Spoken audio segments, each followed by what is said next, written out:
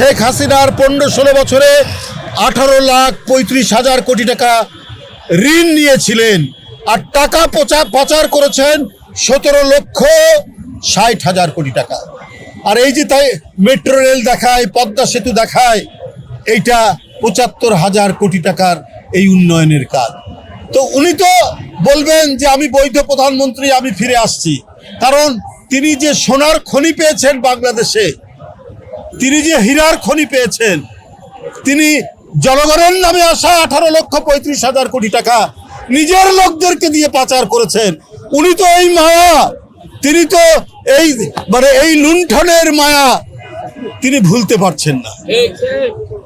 আর যারা ওই 70,000 কোটি টাকা এবং ওই টাকা পাচারের অনেক টাকা রয়ে গেছে, তারাই আজকে জিলানীদেরকে হত্যা করানোর জন্য এবং দিদারকে হত্যা করার জন্য খরচ করেছে।